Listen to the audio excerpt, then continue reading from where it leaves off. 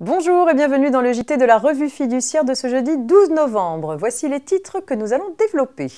Les conditions du travail en présentiel, Covid-19 et loyer annonce d'un nouveau crédit d'impôt et pour finir, responsabilité du producteur d'un herbicide défectueux.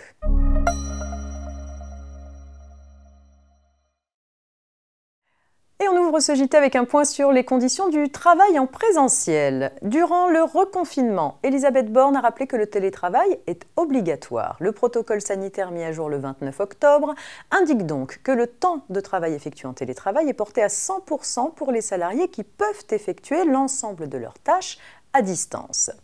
Pour les salariés qui doivent travailler totalement ou partiellement dans l'entreprise, l'employeur doit prendre un certain nombre de précautions. Il lui faut notamment mettre en place une organisation qui réduit les déplacements domicile-travail et aménager le temps de présence en entreprise afin de réduire les interactions sociales. Il doit aussi lisser les horaires de départ et d'arrivée pour limiter l'affluence aux heures de pointe. Bien sûr, il veille au respect des règles d'hygiène et de distanciation physique sur le lieu de travail.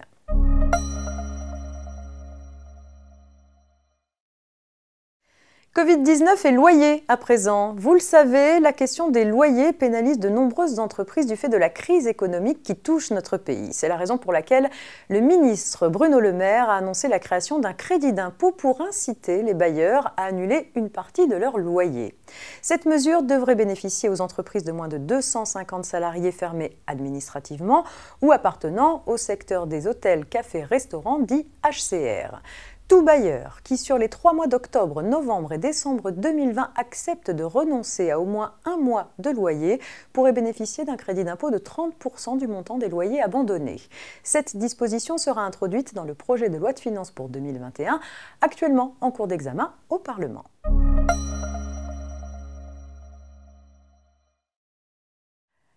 On termine avec une affaire concernant une célèbre firme de produits phytosanitaires dans laquelle la Cour de cassation vient de rendre une décision importante. Rappel des faits. En 2004, lors de l'ouverture d'une cuve de traitement d'un pulvérisateur, un agriculteur inhale accidentellement les vapeurs d'un produit désherbant commercialisé par la société Monsanto.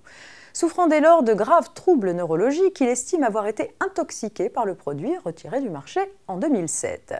Il demande donc réparation de son préjudice au producteur. Pour sa défense, le producteur prétend notamment que le dommage résulte en partie de la faute de la victime. En effet, l'agriculteur ne portait aucune protection sur le visage lors de l'inhalation, contrairement aux préconisations figurant sur l'étiquetage du produit. Cet argument, comme tous les autres avancés par le producteur, est écarté par les juges. Selon eux, Monsanto est bien responsable. En effet, des indices graves, précis et concordants permettent d'établir un lien entre le dommage et l'inhalation du produit qui peut être qualifié de défectueux, dans la mesure où son étiquetage ne mettait pas en garde sur la dangerosité particulière des travaux sur ou dans les cuves et réservoirs. S'agissant de la prétendue faute de l'agriculteur invoquée par Monsanto, les juges retiennent qu'un masque aurait en tout état de cause était inefficace en cas d'inhalation car il aurait en réalité fallu un appareil de protection respiratoire. Dans ces conditions, la faute de la victime est sans lien de causalité avec le dommage. Elle ne permet donc pas d'exonérer le producteur de sa responsabilité. C'est la fin de ce JT, on se retrouve demain pour un dernier JT avant le week-end. Très bonne journée.